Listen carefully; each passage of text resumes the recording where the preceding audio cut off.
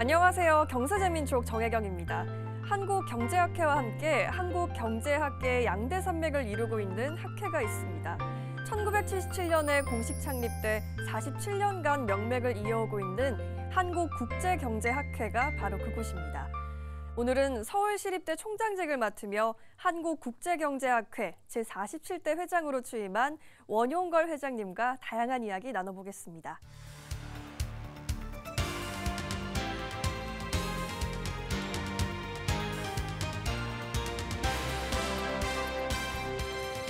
회장님 안녕하십니까? 네, 안녕하세요. 어서 오세요. 네, 회장님, 올해 1월에 제47대 한국국제경제학회장으로 취임을 하셨습니다. 축하드립니다. 네, 한국국제경제학회 어떤 곳인지 소개 좀 해주시죠. 한국국제경제학회는 1977년에 서울대학교의 조순 교수님, 박우희 교수님, 한승수 교수님 등이 중심이 돼서 창립되었고 현재 대학 교수 그리고 연구기관의 연구원 그리고 정부의 공무원 등 경제 전문가들 약 1,500여 명이 회원으로 있습니다. 그리고 사실은 한국국제경제학회는 국제경제학을 하는 데가 아니고 네. 앞에 그 국제라는 수식어는 한국 내뿐 아니라 국제적으로 경제학자들 간의 교류를 좀 활성화하자는 의미에서 한국국제경제학회라는 이름을 붙이게 됐습니다. 네, 그렇군요. 네, 지금 시립대 총장님으로 일을 하고 계신데 학회 회장직까지 겸임을 하시려면 정말 눈코 뜰 새 없이 바쁘실 것 같습니다. 선출 소감이 어떠신지 듣고 싶어요. 근데 사실은 학자로서 어떻게 보면 한국경제학계의 주도적인 학회 중에 하나인 한국국제경제학회 회장을 맡게 된 것은 대단한 영예라고 생각하고요. 말씀해 주신 대로 정말 총장과 겸직을 하게 됨으로써 굉장히 부담스럽고 어려운 일이라는 것도 생각을 합니다. 하지만은 어쨌든 우리 회원들과 함께 열심히 경제학자들 간의 학문적인 교류뿐 아니라 이런 경제가 어려운 시기에 경제학자들 간에 어떻게 보면 집단 지성을 모아서 정부가 이 난국을 어떻게 헤쳐나갈지에 대한 좋은 정책 제언을 만들어내기 위해서 노력을 한다는 의미에서 또 보람도 있겠다는 생각도 하고 있습니다. 작년에 우리나라 경제 성장률이요. 1998년 이후 25년 만에 일본에게 밀렸습니다. 그래도 올해는 수출이 회복이 되면서 그 회복세에 힘입어서 2.1%대 성장할 것으로 전망이 되는데요. 올해 우리 경제 어떻게 보시나요? 작년에는 사실은 굉장히 어려웠죠. 예. 사실은 금리가 갑자기 올라가면서 아까 말씀드린 대로 사실은 그 과도한 부채하고 같이 결합되면서 소비가 굉장히 위축됐고 기업들 투자도 못했고 또 수출마저 부진했기 때문에 네. 작년에 그 성장률 실질 그 GDP 증가율이 1.4%였어요. 그러니까 그게 사실은 어느 정도냐면 2020년 코로나 때 마이너스 0.7%. 그걸 제외하고는 금융위기 이후에 최저 성장률이거든요. 작년에 굉장히 어려웠던 거죠. 예. 그건 어떻게 보면 기저효과 때문에 올해는 그거보다는 조금 나아질 거예요. 아까 말씀해 주신 대로 사실은 수출이 특히 이제 고대역 메모리 반도체 HBM이라고 얘기하죠.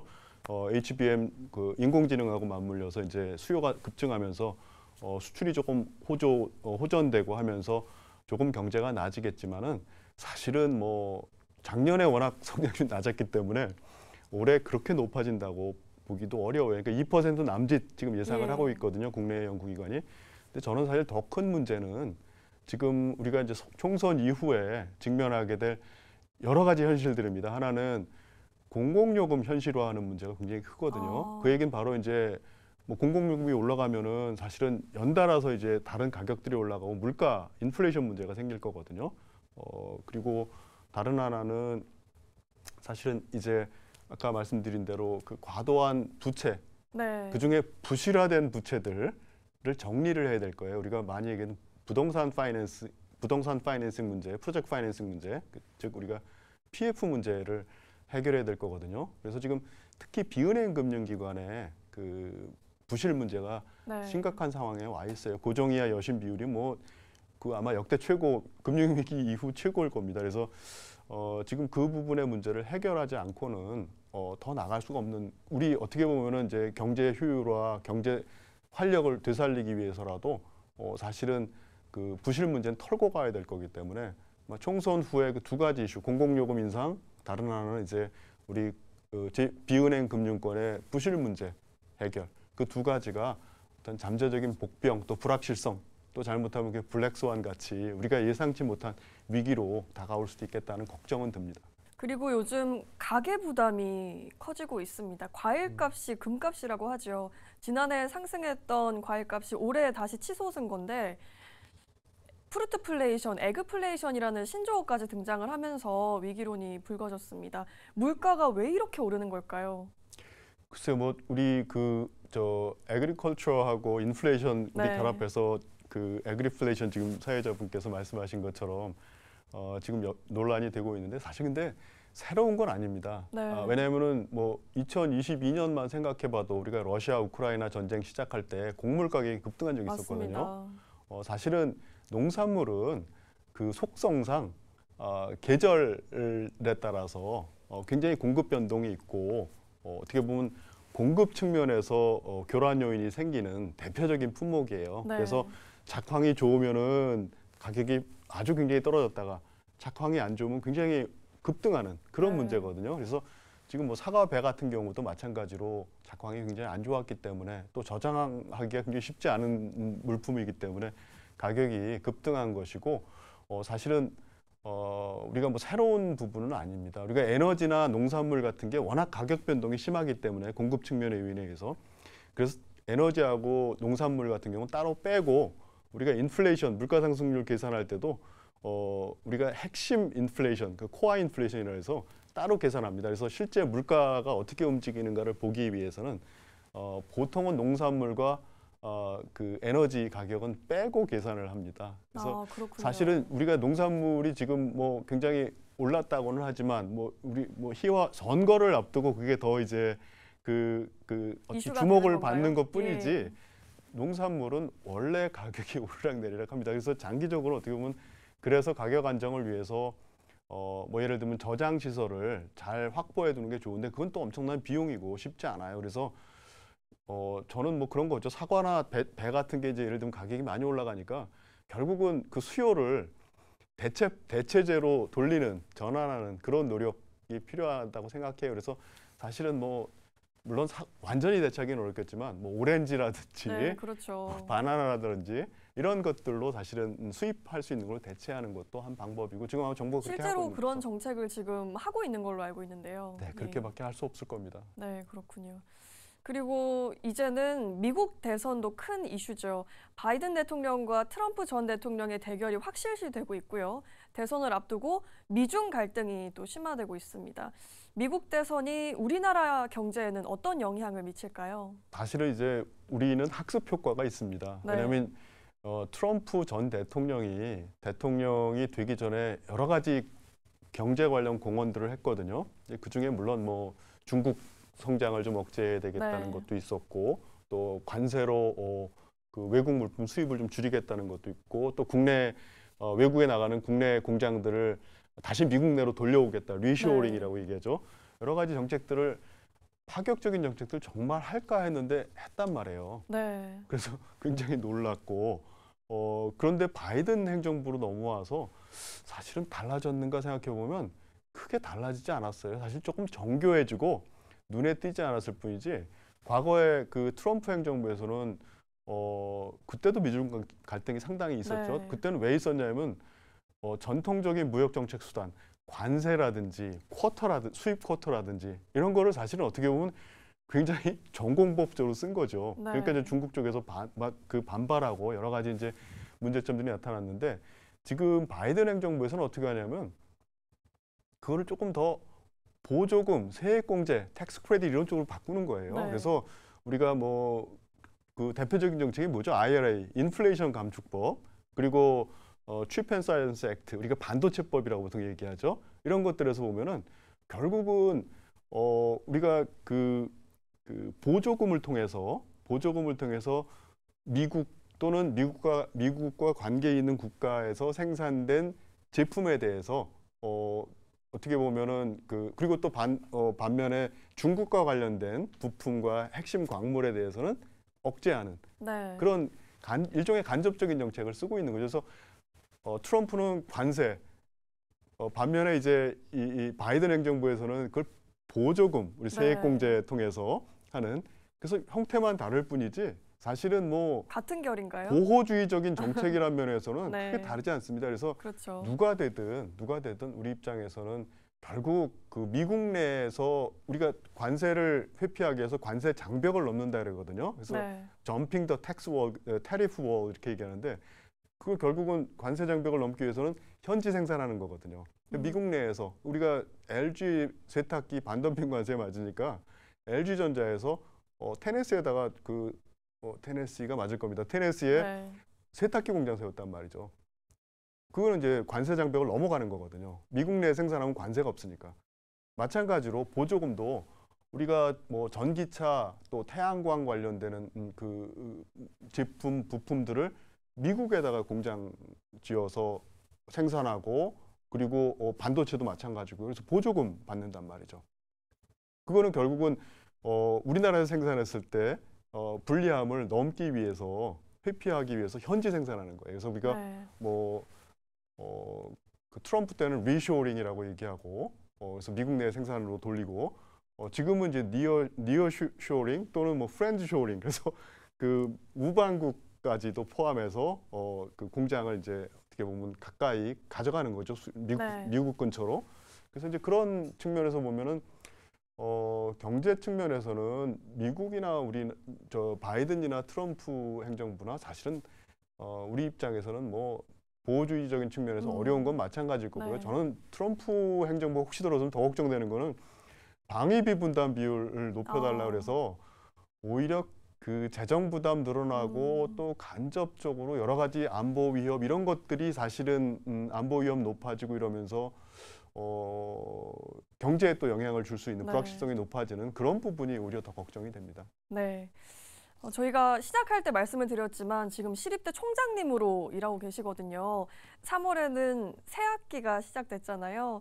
이 시립대 입학식 때문에 바쁘셨을 것 같은데 요즘 어떻게 지내고 계신가요? 제가 겨울에 학생들이 없는 쓸쓸한 교정을 바라보다가 요즘 이제 3월이 돼서 네. 우리 그 학생들이 다시 돌아오고 네. 또 그리고 또 개나리도 피고 진달래도 피고 목련도 피고 하면서 다시 캠퍼스가 이렇게 활력을 네. 찾고 있거든요. 그래서 이런 게 또 우리 대학이 주는 위안과 장점이구나 하는 생각을 하면서 열심히 일하고 있습니다.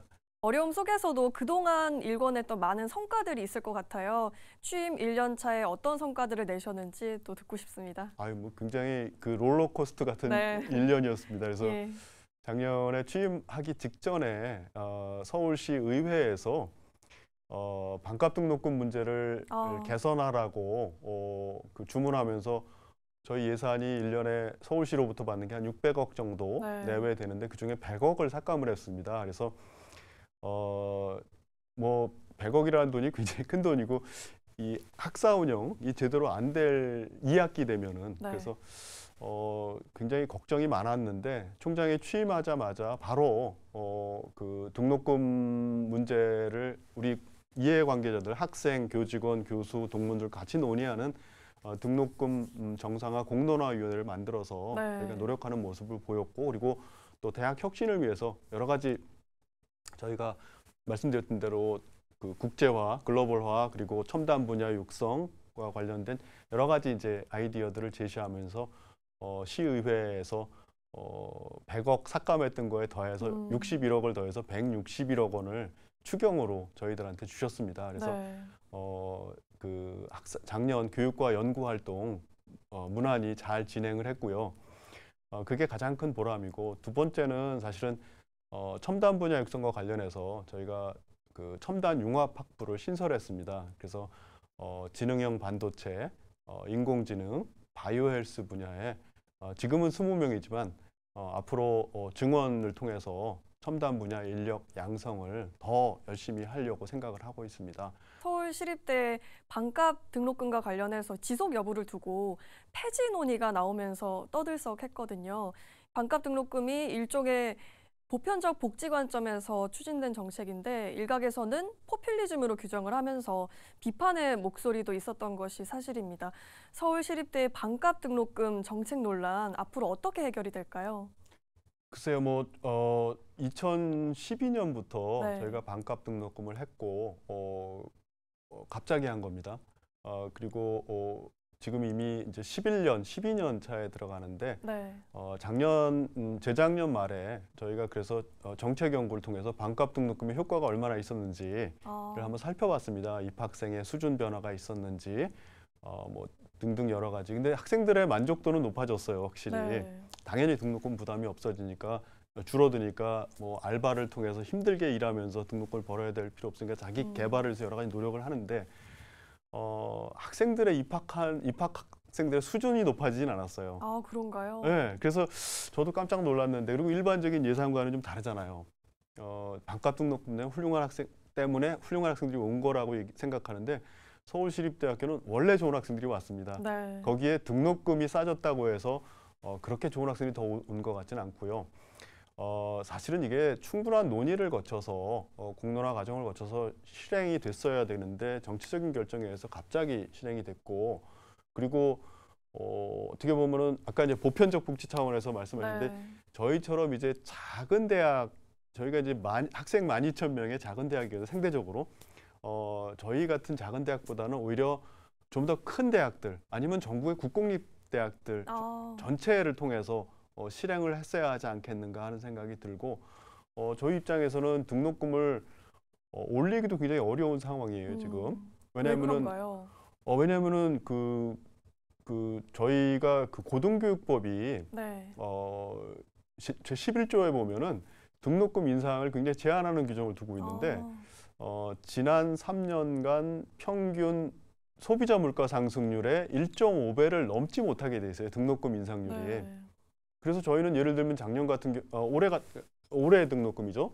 5.64%를 올릴 수 있게 네. 교육부에서 이제 저희한테 제시를 해줬는데 5.64%를 올리면 일단 교육부에서 그 국가장학금 이유형 학생들이 받을 수 있는 국가장학금 이유형을 못 받아요. 등록금을 일단 네. 올리면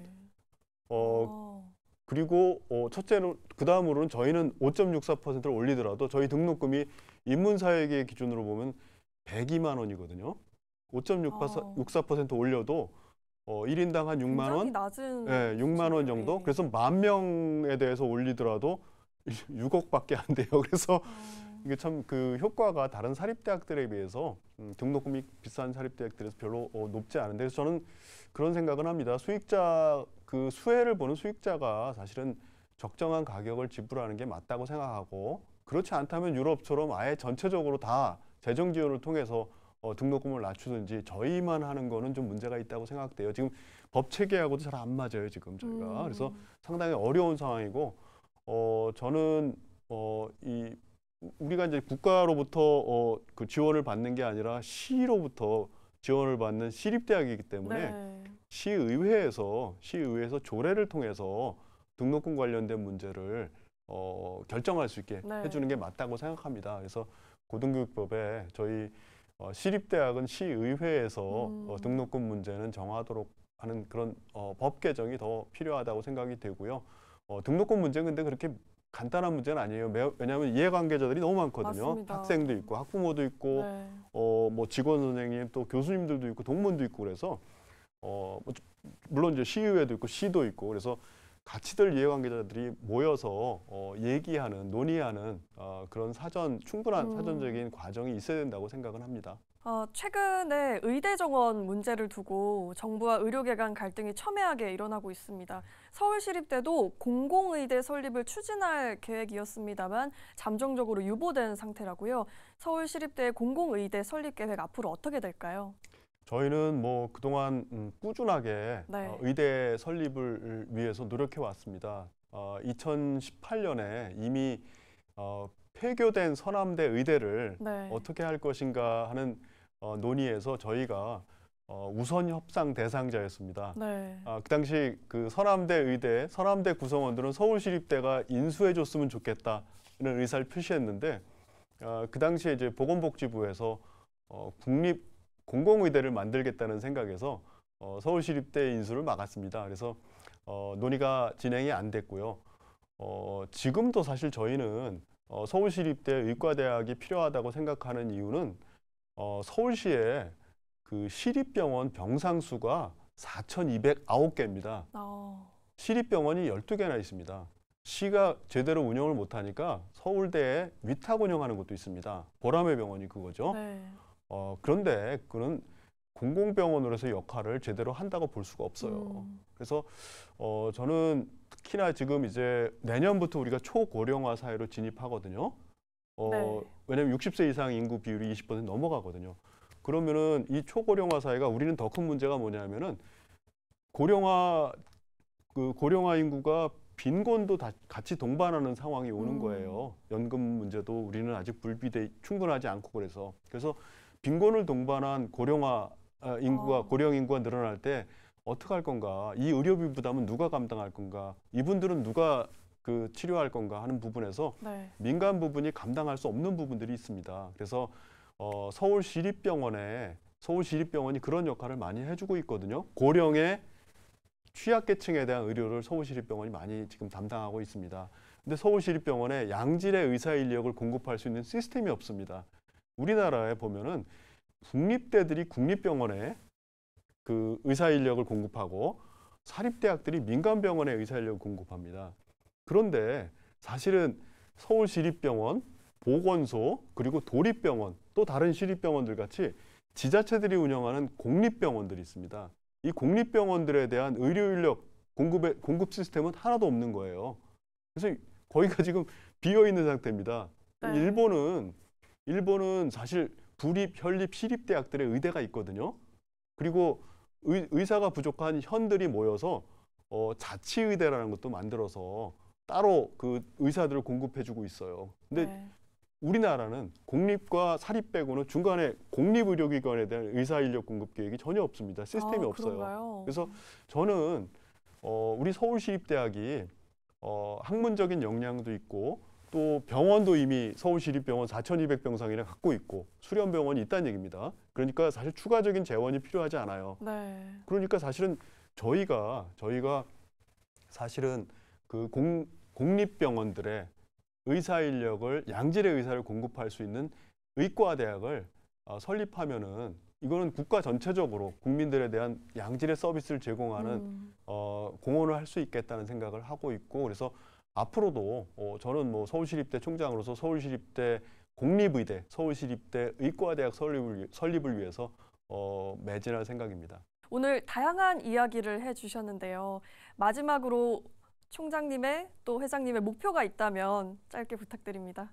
뭐 모두의 사회자님께서 말씀하셨지만은 저도 두 개의 큰 기관을 맡아서 운영을 하게 돼서 굉장히 걱정이 큽니다. 그래서 한국국제경제학회 그리고 서울시립대 모두 그 맡은 바 역할을 다 할 수 있도록 올 한 해 열심히 노력하겠습니다.